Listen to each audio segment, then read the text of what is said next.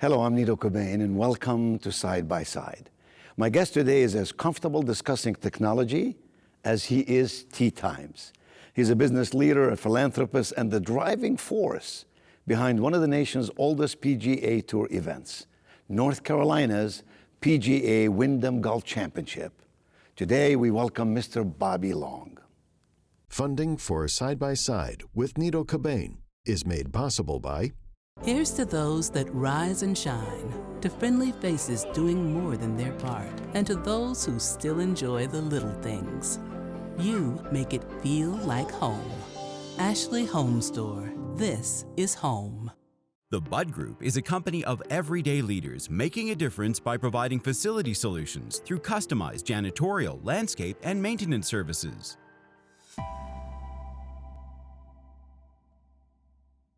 Coca-Cola Consolidated is honored to make and serve 300 brands and flavors locally. Thanks to our teammates. We are Coca-Cola Consolidated, your local bottler.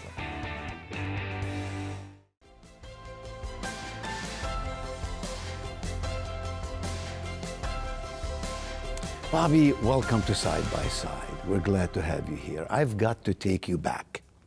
To win the Wyndham Championship was somewhat in trouble, and they called upon you to come into the inner circle and make something happen, and you did. And today the Wyndham Championship is really a big deal and very, very successful. Can you take us back to that moment and tell me what is it you did and why?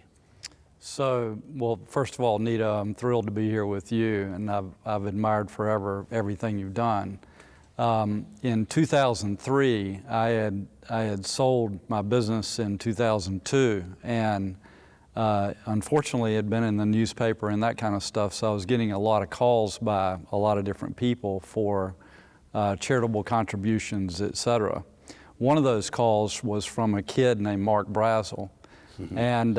And so in 2003, he called and said, "Can we get together?" and that kind of stuff. And I put him off and put him off. And I was fortunate enough to play in the Wachovia Championship Pro-Am, which was the first year. And they did a bang-up job. And on the way back from there, I called Mark and I said, where are you? And he said, "I'm actually on the practice tee at the Wachovia Championship." And I said, well, and unbeknownst to me, he was actually interviewing for a job.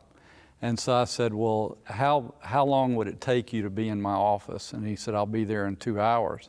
So he came and he said, "Here's where we are." And I was like, this looks sort of bleak. They were in the fall and they were under the Chrysler banner, Chrysler Championship. Chrysler was going to exit golf. And he said, and so I said, "Mark, what does it take for us to be great? Where are we now on the report card?" And he said, "We're not very good, but to be great, we need to get inside this new thing called the FedEx Cup." And I said, "Well, can you do it? Can we put together a business model? Because as you know, if you don't have a sound business model, you don't have a chance.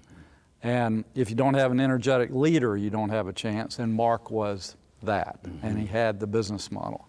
So the golf tournament at the time was mainly supported by Greensboro, 93%, and the size of PGA Tour events was much larger than that. Mm-hmm. So we needed to embrace our entire region. But first, we had to get a title sponsor. And so, I believed in Mark. I believed in what he could do. I loved his enthusiasm. He worked tirelessly. And so then we started out to try to get in the FedEx Cup and find a title sponsor. And I can tell you a little bit about that if you would like. You know, the amazing part is that you're known as the handshake guy, by the way. You make deals based on a handshake. People trust you and they want to do business with you and they want to follow you. And I believe part of that is because you've developed the skill of of recognizing talent when you see it, skill when you see it, leadership when you see it. So you've just told us a story where you like this guy and you thought this Mark guy can do something, and then you put your armament behind him, if you will. How did you get Wyndham to participate at this tournament? Well, it's a great question. And the first thing was to try to get inside the FedEx Cup. And so we got a meeting with Tiger's agent, and because Tiger had a lot to do with the TV ratings, and we were like, can you get us a date inside the FedEx Cup? And so he came back and he said, we've got this one date, and it was after the PGA Championship and right before the playoffs. And I was like, well, wait a second, that's when everybody's going to take the week off. And he said, well, not the people that are trying to get into the playoffs and people trying to keep their card. And I said, okay, there's a story around that. And then, but how are we going to get a title sponsor? And can we incentivize you to find us a title sponsor? And so he then went to the PGA Tour and called us back and said, they will give you this date, the date that I just mentioned, but since you are not going to have a title sponsor since Chrysler is exiting, you have to put up a letter of credit for $25 million. And what year was this, Bobby? This was 2005. 2005. Mm-hmm. And so the question then was, well, how long do we have to do that? Mm-hmm. And because we certainly did not want to go around the region and say, help bail us out, when the problem was predominantly a Greensboro problem because we had not kept pace. Mm-hmm. And it would be disingenuous to go to you and others and say, cough it up. Mm-hmm. And so instead we said, we're going to try to cover this. And then so I asked this guy, I said, how long do we have? And he said, you've got 3 business days to do it. And I said, well, tell them we'll have it on their desk tomorrow morning. And you did? We did. And the rest is history? Not really, because then what happened is we had to get a title sponsor because we're on the hook for the... Title sponsor is important because they bring in significant funding? Yes, so we were taking the place of the title sponsor because we didn't have a title sponsor, so we're on the hook for that letter of credit. Mm-hmm. And so that's when I met Steve Holmes, after 8 months. 8 months of nobody showing up. How did you talk him into becoming the sponsor? Well, I said there are 2 ways to do negotiations, and my way heretofore would be to hold the card super close to my chest. And in this case, he knew that we had no hand. And so instead I said, Steve, you know we're in a desperate position. You know we don't have nobody's shown up for the last 6 months. The tournament's coming up, and so we'll here are all our cards and we'll cut you the greatest deal of all time. And he said, pick up all those cards. We will take the whole thing. And that was like, a gift from the heavens. Well, and I said, why would you do that? And he said, because we believe in good partnerships. We expect this to go for a long time, and we think you'll be a better partner if we do our part, which was, I'd never witnessed that before. That's leadership at its best, isn't it, Bobby? Yes, it is. And so you went on to be inducted in the Carolinas Golf Hall of Fame. You became a member of the Augusta National. When did you become a member of Augusta National? 12 years ago. 12 years ago. And now there are how many females on Augusta National? Is it up to 3? No, more than that. Is it more growing than that? all the time. Yes, well, good. So let's move from golf, which has become quite successful, the Wyndham PGA tournament, well attended, has a great sponsors, gets a lot of attention near and far, carried on a national network. Let's go to technology, because you were in the reinsurance business. Right. And now you're really so invested in technology. And you are the grandfather of really putting a lot of resources, venture capital, into companies or into persons that you see some promise in their products, in their processes, in their projects. Can you take me to the very first time that you invested in a technology company? Where were you? What were you thinking? Did you know anything about technology? Just take us there for a moment. I basically didn't even know how to spell technology. Yes. And what happened was that because of Mark and because of following his enthusiasm and working through all the difficulties, et cetera, it was like a startup, Mark Brazel, Yes. with the tournament. So I was like, okay, how can we use that as a template for other things that could be beneficial to North Carolina and could be rewarding intellectually? And again, they have to have some form of business model that works for a lot of people. Mm-hmm. So that if you had those three things, then you had a multi-bottom line. Mm-hmm. So I knew that I was too attention deficit to run it myself. So I was like, okay, who do I get to do this? And Louise and Jim Brady had done some stuff with the Community Foundation where I thought that for the young people deal, that they might be able to sign up 20 people, and they signed up 340. And so I was like, okay, well, these are can-do people. So Louise, I was like, she's a crackerjack business person. She's got the enthusiasm of Mark, Brazel, et cetera, so it fit. And plus that unfair advantage that women have on the intuition side, mm-hmm. on reading people. Mm-hmm. So to your point earlier, it is about, the technology, but if the people don't fit, as good as the technology can be, we will not do it unless the people are exemplary. Yes. So what happened was, to convince Louise to do it, to come on board, went to a friend of mine in New York who is a very notable figure in the investment world and the whole bit. And he said, you have great academic people and scientists in North Carolina, mm-hmm. but you have no venture capital. Mm-hmm. So go to your number one scientist and see what they're up to. And then if you like it, commercialize it. So how does that work? I want to make sure I understand. Yeah. So your friend suggested that you spot some academics, some professors, yep. who are doing significant research, yep. And to spot one of those and say, you've got the idea, you need the capital, I'll bring the capital, we'll partner with this. Was yep. the first company, was it Carbon? Yeah. It was Carbon. Yep. There were actually 3 that happened in one meeting. Really? Yeah. Yeah. So you went to that university's campus, you sat down with this individual and you said, tell me your ideas? Yes, so what happened was, I have a friend named Tom Nelson and his brother Steve. So Steve lived in Chapel Hill, and all I'd heard about was Joe DeSimone, Joe DeSimone, mm-hmm. Joe DeSimone. So I said, well, get us a meeting with Joe DeSimone so we can fulfill the advice that our friend in New York had given. Mm-hmm. So we walk in, and this guy was not only brilliant, but he was an eminent professor of chemistry mm-hmm. and chemical engineering. Mm-hmm.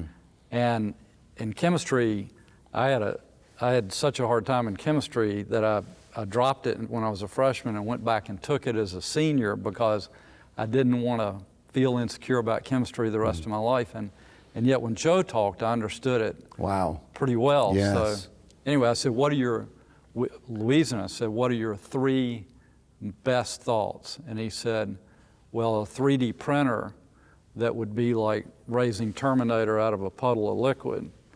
And I said, what can you do with that? And he said, well, we can make the next generation of chips. We can make microneedles. Mm-hmm. We can do vaccines in microneedles. And I said, well, what does that mean? And he said, well, that's like a little Band-Aid, he said, that you can put on your skin. And for the vaccine that we've all just taken for COVID, we would need a 50th of the dose mm-hmm. versus going in our arm muscle. Mm-hmm. And it wouldn't need to be refrigerated. And then you could build in time release. Mm-hmm. So anyway, he said, I see that coming and I can do that with this printer. And he said, and the next thing is I've got the next generation battery that I'm working on with some scientists in at Berkeley. And then I've got a thing for pancreatic cancer. Yeah, wow. So this is very intriguing, Bobby. I mean, this is the essence of the entrepreneurial spirit. This is the essence of someone who spots an idea and resources the idea, and the idea grows, and then it serves society at large in a meaningful way. You mean you just met with this wonderful academic and you decided to put millions of dollars in his idea? Yes. And did you sleep that night? Actually, I slept quite well. I was so excited about it because I was like, my gosh, here's Mark Brazel, and that was really fun, scary, but really, it's not for the faint of heart. Then Louise has a total can-do attitude, and then I met Joe, and I was like, how do you get better than this guy? Yeah. And so basically we said, we don't care what the valuation is. You tell us what the valuation is. You tell us how much money you need, and the answer is yes. And how many of those projects are you in? How many of those companies? 29. 29. Yeah. Are they all in Silicon Valley or? No, they're several in, well, the main ones in the Bay Area are carbon, the battery, and an Alzheimer's drug. And that I'm quite excited about, which is such a difficult issue. And then coming back all the way across. So we've got them in the Midwest, the New York area, and of course in North Carolina, quite a bit in North Carolina. Yes, and so all of this is under Piedmont Capital Partners? Yes.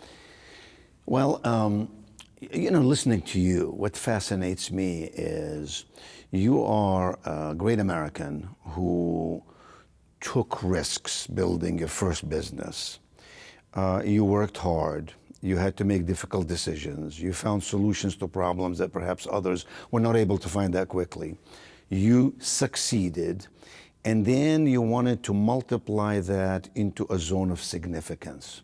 And so when I hear you speak about the Wyndham golf tournament, there's really nothing in it for you. This is a charitable, in fact, you founded a charitable foundation to sponsor that.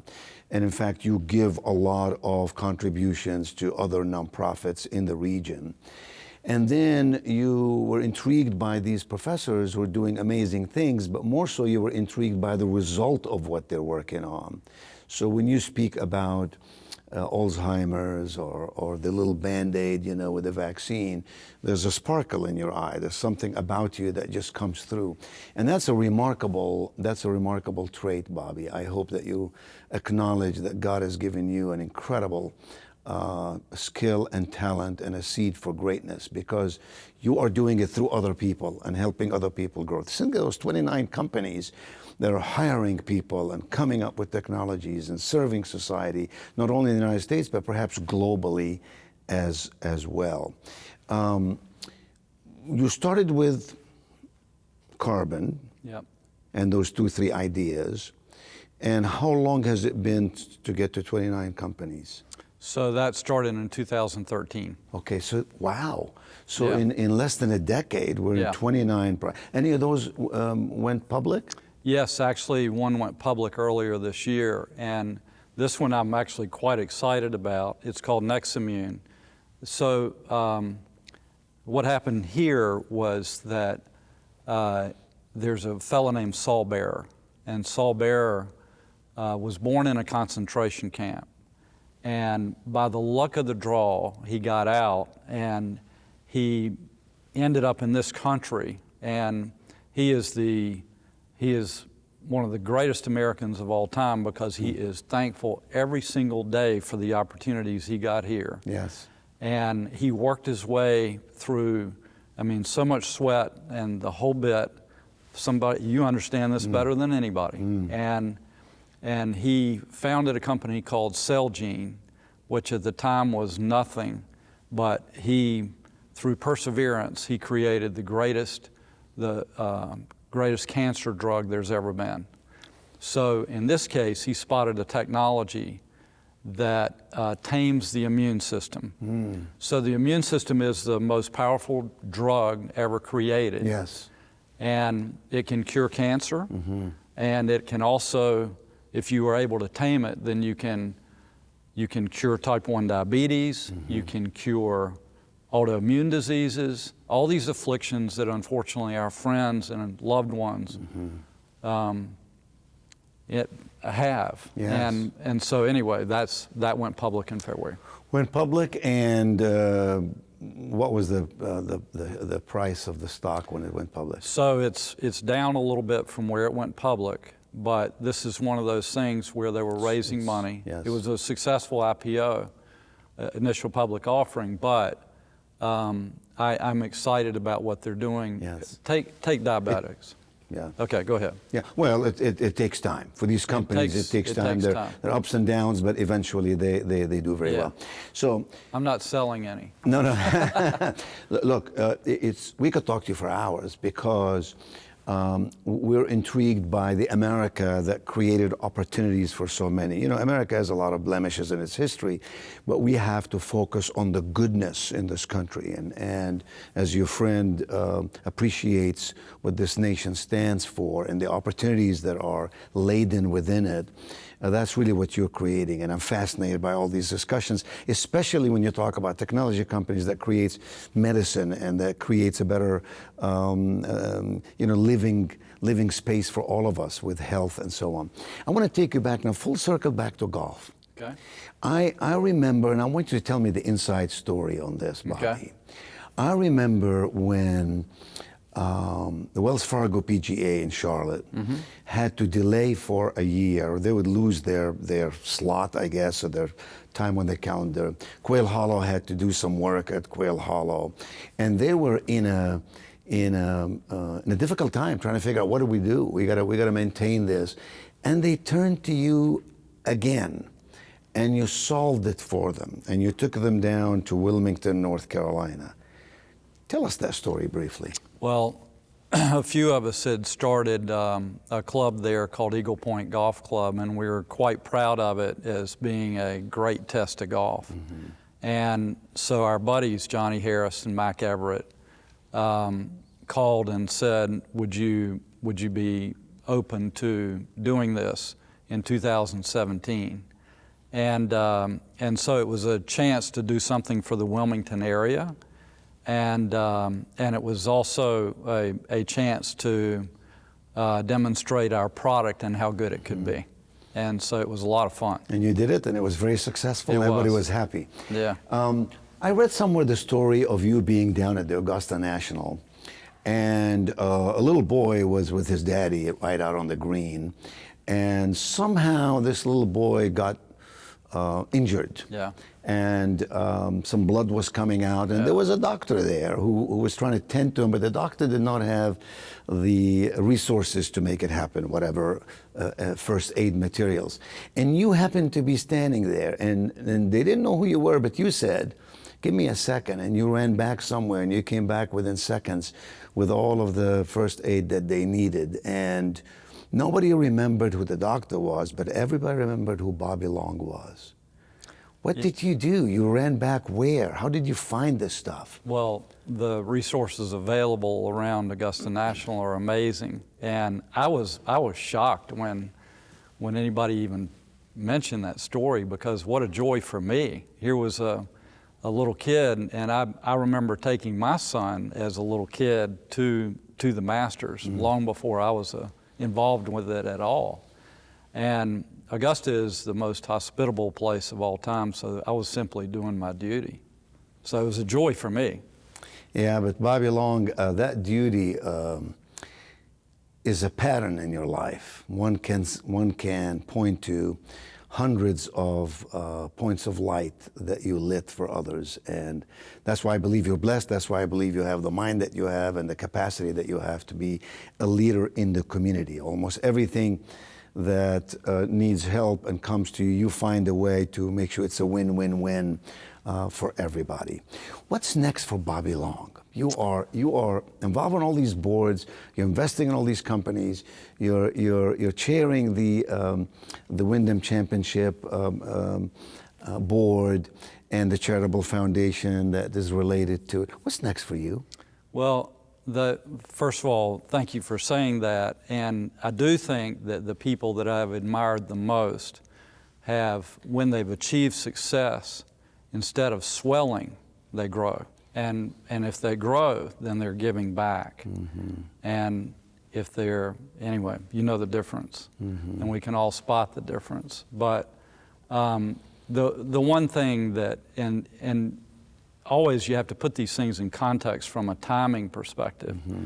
But I am very concerned about underprivileged. And I'm very concerned that a lot of 3-year-olds have no chance because of they're already lost from when they're born to age 3. And then how do we make that into something that benefits our community? So California tech companies right now, for example, are looking to establish more presence on the East Coast. Well, why not here? And how about at the same time we prepare these underprivileged youth for hope in places like that and provide the educational opportunity for them instead. Something tells me you will do that, and you'll do it in a great, great way. Bobby, thank you for being with us today. Keep on doing great things to make our world a better place. Thank you, sir. Nito. Thank you. Funding for Side by Side with Nito Cobain is made possible by Here's to those that rise and shine, to friendly faces doing more than their part, and to those who still enjoy the little things. You make it feel like home. Ashley Home Store. This is home. The Bud Group is a company of everyday leaders making a difference by providing facility solutions through customized janitorial, landscape, and maintenance services.